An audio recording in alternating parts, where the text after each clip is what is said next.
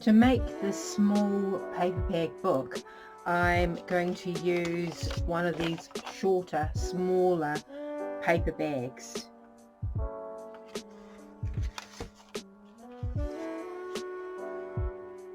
They're about 23 centimeters from the top to their base, and they are about 30 centimeters across. And we are going to be cutting off the base first, and so just, whatever way is the easiest way to do that.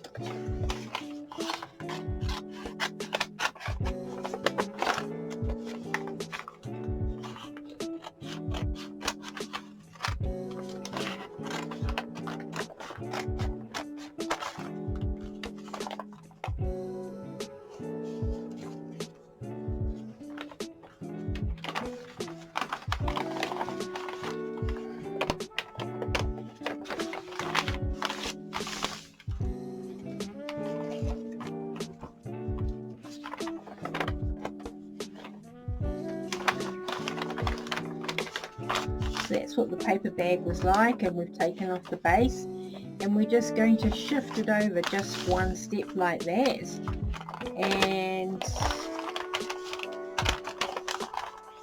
then fold it. And this is to make the top cover. Now you can leave it that size if you want, which is kind of okay. I personally like the feel and the look of this size here, so what you do is you just cut it down to size, but I'll show you how we get to the next one. So I've just done this again with another bag, done the same process. So then we've got it there.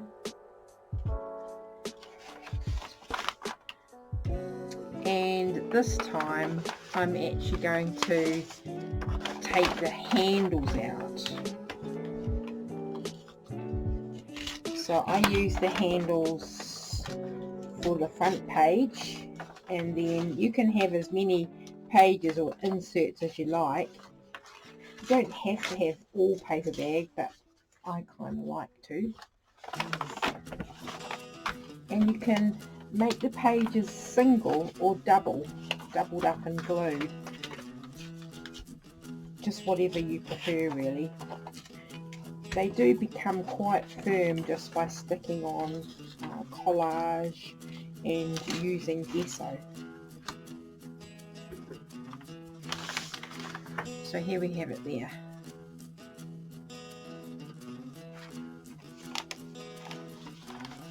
So again, you could just keep it at that size, you could, which is kind of nice as well, and you've got some really big pages there, but once again I'm going to prefer to make them all the same size.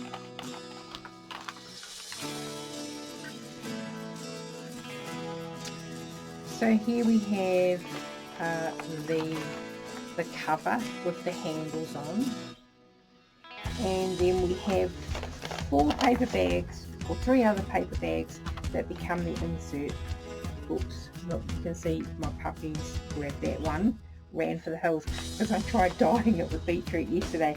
Didn't kind of work out, but it must have been a tasty morsel for them. Anyway, it's got little teeth marks, but we're going to keep that on there. And now another thing you might want to do is to gift yourself a little bit of extra space here, and it's a little bit of a book binding thing. It just gives you a bit of a spine, so just sort of overlay it a little bit, just by about 1 centimetre, the front cover, and then it'll just give you a little bit of give. So, and you just use your bone folder.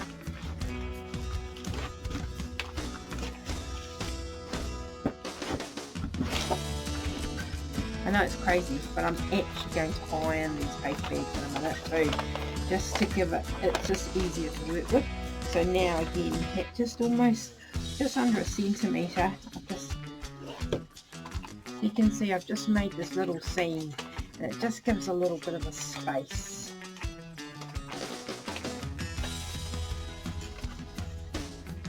I've just created that. You don't have to do that. It just, when you've got lots of pages, and this is actually quite a thick signature, so it's a signature of 3. I'm just going to put that in there. It still is a little bit too big, and it may be that you'll trim that down later. I'm actually, so you could actually cut the pages because they're doubled. You could glue them, totally up to you. You could trim them down, or you can leave it quite rustic.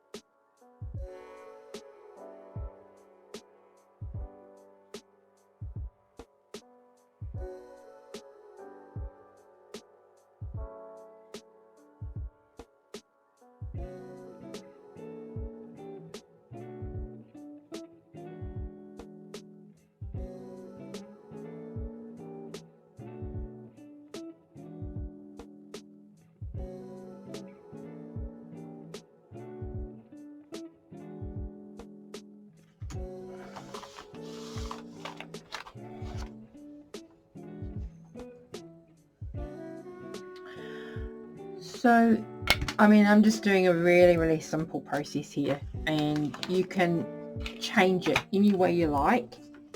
So I'm just placing some pegs on. This is just the simplest,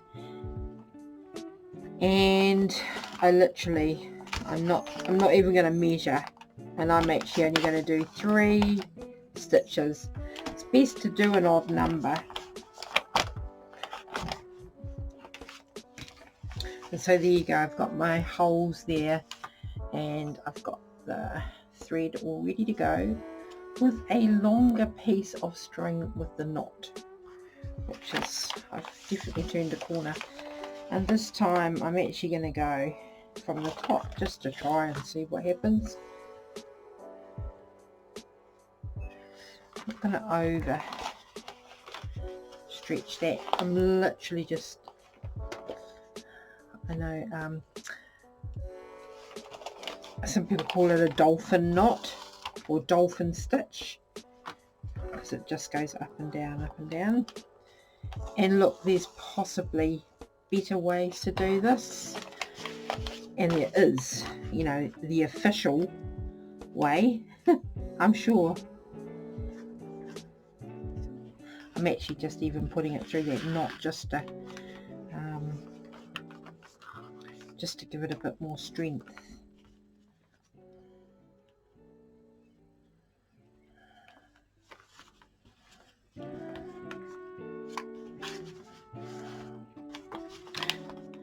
Look, I've got enough string. I can easily go through again, just make it, give it a bit more strength.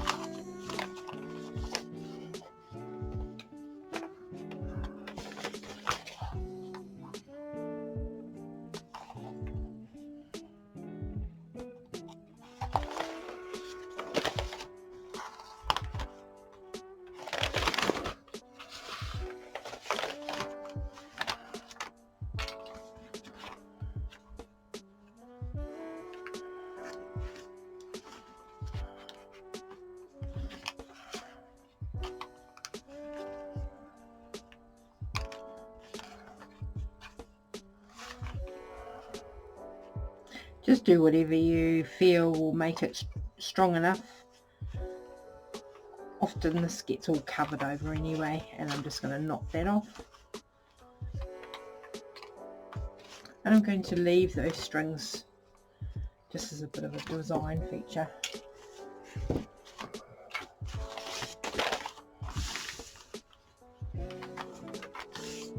So there we go. Now you may not like that those pages are sort of sticking out, so at the moment they're still all doubled over. Right, they're still all doubled over, and you can leave it like that because it's like 1, 2, 3, 4, 5, and then there's quite a few nice pages, but if you want more pages you could actually cut those, cut them down. I'm going to leave mine at the moment.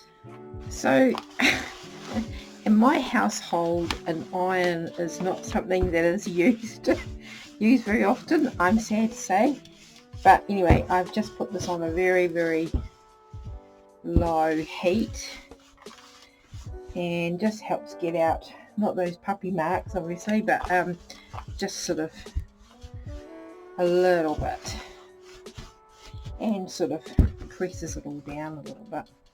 Can make it a little bit hotter.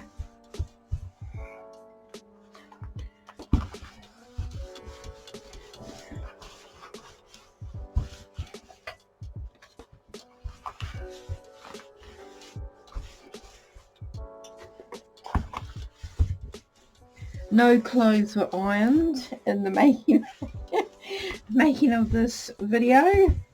I know. I had to really go hunting for my iron, to be honest. It's just the times we're in, isn't it? So there we go. If you accidentally singe it, don't worry, because all of this gets covered anyway. So this is kind of an interesting thing, the handles. If you just trim off the edge, just trim off those two edges, and unravel in each of the handles, you get this amazing kind of paper. And this is something that I have used in the past to just strengthen up that center seam, and even on the outside. So we'll do that.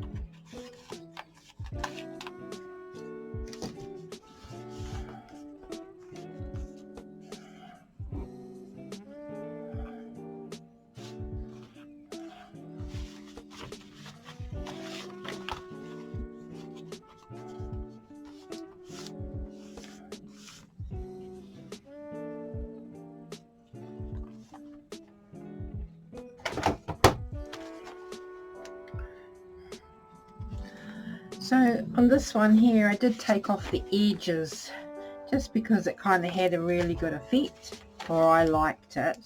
But it's totally up to you if you do that or not. And again, you can change the shape as well. It does make quite a nice spread, this size, so you know, persevere and just see what you like. Okay, well, thank you, and I hope you enjoyed watching this. Thank you.